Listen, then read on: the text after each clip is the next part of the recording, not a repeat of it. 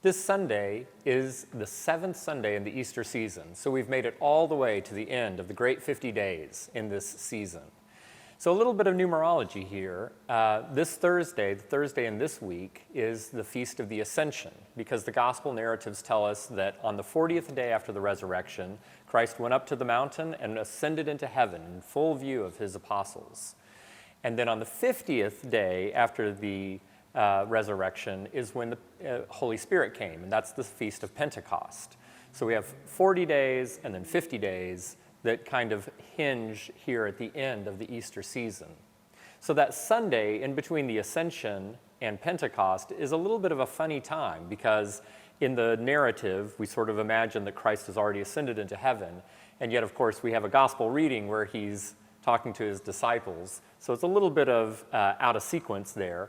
And it's been long tradition that the gospel on this 7th Sunday of Easter is taken from his last discourse, when he's talking to his disciples in a very intimate way at the Last Supper, just hours before he is arrested.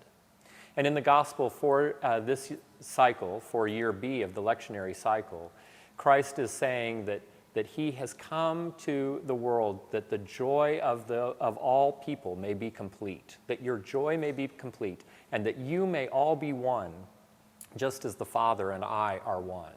Such tender images that he was giving to them as he was preparing to be arrested and then be crucified. But then also these promises that come after the resurrection, that his joy came, or that he came that our joy may be complete and that we may all be one. So this idea of binding ourselves together, and of course there is no more beautiful way that we do that than at the communion table, at the Eucharistic banquet. So there will be a lot of ideas of unity that will stitch their way through the service, from the opening collect and all of the hymns and the readings. At the offertory, the choir will be singing a really beautiful embodiment of that, and one of the most popular pieces in the choral repertoire, "Draw Us in the Spirit's Tether," with that beautiful, gracious melody.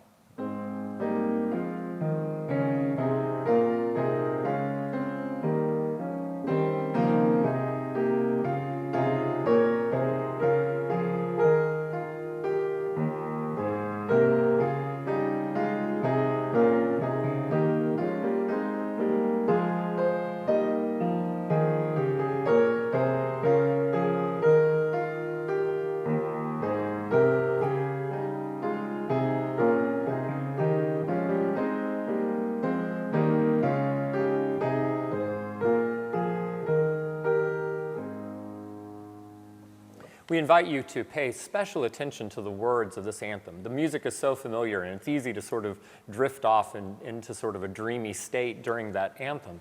But the words are so expressive, and they really pick up on what Christ was promising to his disciples. "Draw us in the Spirit's tether, for when humbly in thy name 2 or 3 are met together, thou art in the midst of them." And it goes on to talk about all of our feasts and all of our living can be sacraments to God, and that all of what we do is holy when we are bound together in our community. Very powerful, powerful words. At the communion, we'll be singing a hymn, "For the bread which you have broken, for the wine which you have poured." Of course, very classic Eucharistic images. But if you keep paying attention, in the 2nd and 3rd verses, again, those ideas of unity come back up. "By this pledge, Lord, that you love us, by your gift of peace restored, by your call to heaven above us, hallow all our lives, O Lord."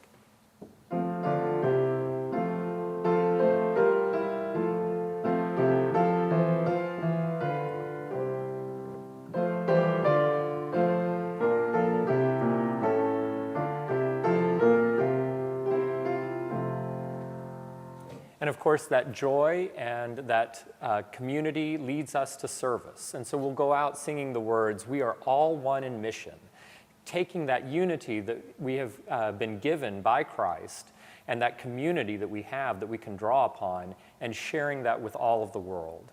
So we have a lot of really wonderful themes on this Sunday after the Ascension and the Sunday before Pentecost. We hope that you will come and make yourself one with our community as we worship together at St. John's.